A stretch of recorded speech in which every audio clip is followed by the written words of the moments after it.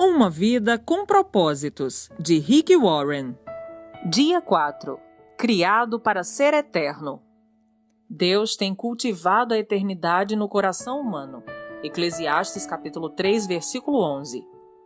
Deus certamente não teria criado um ser como o homem para que este existisse somente por um dia. Não. O homem foi feito para a imortalidade. Abraham Lincoln. Esta vida não é tudo o que temos. A vida é apenas um ensaio geral antes da verdadeira produção.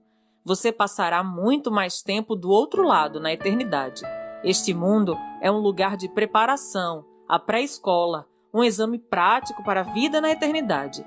É o treinamento coletivo que ocorre antes do jogo, a volta de aquecimento antes do início da corrida. Esta vida é uma preparação para a próxima. Você viverá no máximo 100 anos, mas existirá para sempre na eternidade. Seu tempo aqui é, como disse Thomas Browne, apenas um parêntese na eternidade. Você foi feito para ser eterno. A Bíblia diz: Deus tem cultivado a eternidade no coração humano. Isso está em Eclesiastes capítulo 3, versículo 11. Você tem um instinto inato que anseia pela imortalidade. Isso ocorre porque Deus o destinou, segundo sua imagem, para viver eternamente. Embora saibamos que com o tempo todos morreremos, a morte parece sempre anormal e injusta. A razão de sentirmos que deveríamos viver para sempre é que Deus condicionou nossa mente com esse desejo. Um dia, nosso coração irá parar de bater. Então será o fim do nosso corpo e do nosso tempo no mundo. Mas não será o fim. O corpo terreno é apenas uma residência temporária do espírito. A Bíblia chama nosso corpo terreno de temporária habitação, mas refere-se ao nosso futuro corpo como casa. A Bíblia diz: de fato, nós sabemos que quando for destruída essa barraca em que vivemos, que é o nosso corpo aqui na terra, Deus nos dará para morarmos nela uma casa no céu. Essa casa não foi feita por mãos humanas, foi Deus quem a fez e ela durará para sempre. Isso está em 2 Coríntios capítulo 5, versículo 1. Se a vida aqui oferece muitas opções, a eternidade nos concede apenas duas: céu ou inferno. Seu relacionamento com Deus aqui determinará seu relacionamento com Ele na eternidade. Se aprender a amar a Jesus, o Filho de Deus, e a confiar nele, você será convidado a passar a eternidade com Ele. Entretanto, se desprezar o amor, o perdão e a salvação que Ele oferece, você passará a eternidade separado de Deus. C.S. Lewis disse: existem apenas dois tipos de pessoas: as que dizem a Deus, seja feita a tua vontade, e aquelas a quem Deus diz, seja feita a sua vontade. Tragicamente, muitos terão de suportar a eternidade sem Deus, pois escolheram viver sem Ele neste mundo.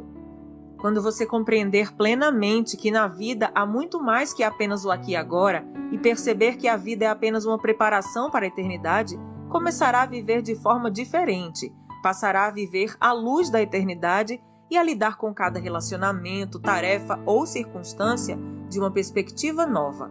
Subitamente, muitas atividades, metas e até mesmo problemas que pareciam importantes vão se tornar banais, insignificantes, indignos de sua atenção. Quanto mais próximo você viver de Deus, mais as outras coisas vão lhe parecer insignificantes. À luz da eternidade, os valores mudam. Você utiliza mais sabiamente o dinheiro e o tempo e passa a dar mais valor à sua personalidade e aos seus relacionamentos, em vez de valorizar fama, riqueza, realizações ou mesmo prazeres. As prioridades são reordenadas. Manter-se em dia com as tendências, modismos e valores populares já não é tão importante. Paulo disse: antigamente eu pensava que todas essas coisas eram muito importantes, mas agora as considero sem valor algum por causa do que Cristo fez. Isso está em Filipenses capítulo 3, versículo 7. Se todo o seu tempo aqui fosse para ser dedicado unicamente a esta vida, eu sugeriria que começasse a viver agora mesmo. Você poderia deixar de ser bom ou ético e não teria de se preocupar com as consequências de suas ações. Poderia dedicar-se a uma existência inteiramente egocêntrica, pois seus atos não teriam implicações de longo prazo. Mas, e isso faz toda a diferença, a morte não é o fim. Ela é tão somente a transição para a eternidade. Por isso, existem consequências eternas para tudo o que você faz aqui. Cada ato de nossa vida faz soar um acorde na eternidade. O aspecto mais prejudicial da vida contemporânea é o raciocínio no curto prazo. Para tirar o máximo da vida, você deve ter sempre em mente a visão da eternidade e no coração o valor que ela representa. Há muito mais na vida que apenas o aqui e o agora. O que vemos hoje é apenas a ponta do iceberg. A eternidade é tudo o que você não vê sob a superfície. Como será a eternidade com Deus? Francamente, nosso cérebro não é capaz de compreender a maravilha e a grandiosidade do céu. Seria como explicar a internet para uma formiga. É inútil. Não foram inventadas palavras que possam expressar a experiência da eternidade.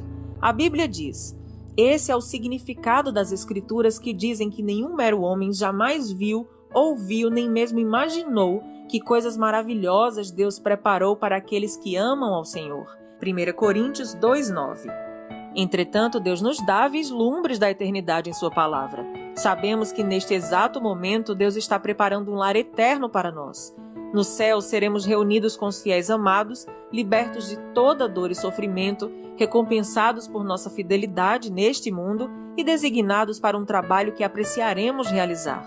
Não ficaremos recostados nas nuvens com auréolas tocando harpa. Desfrutaremos da contínua companhia de Deus e Ele se deleitará conosco para todo sempre.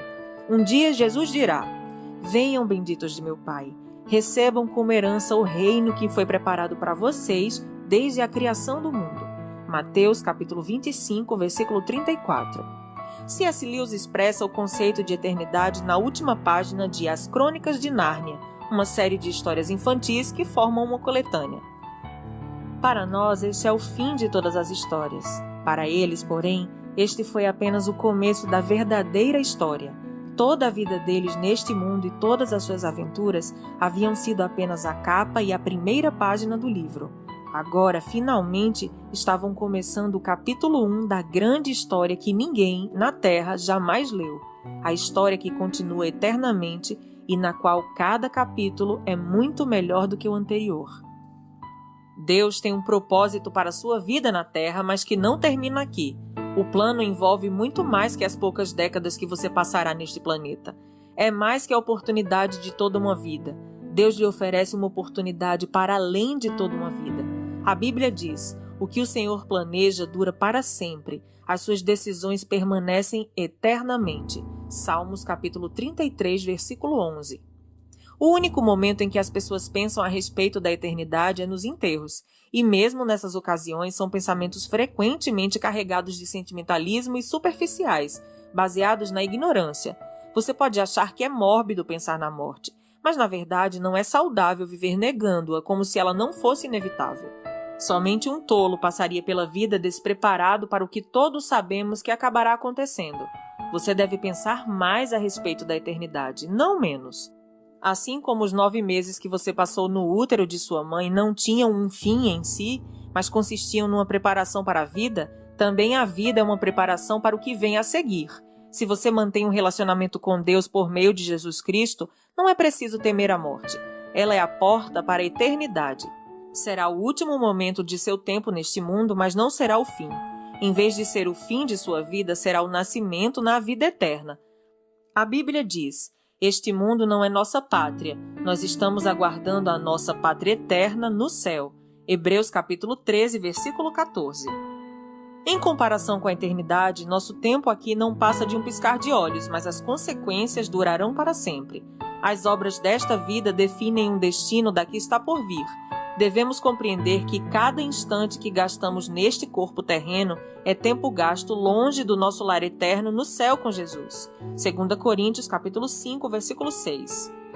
Há alguns anos, uma frase popular encorajava as pessoas a viver cada dia como o primeiro dia do resto de sua vida. Na verdade, seria mais sábio viver cada dia como se fosse o último. Matthew Henry, em seu comentário de toda a Bíblia, escrito em 1721, diz: é necessário que o assunto de cada dia seja preparar-se para o nosso último dia. Dia 4. Pensando sobre meu propósito de vida. Tema para reflexão.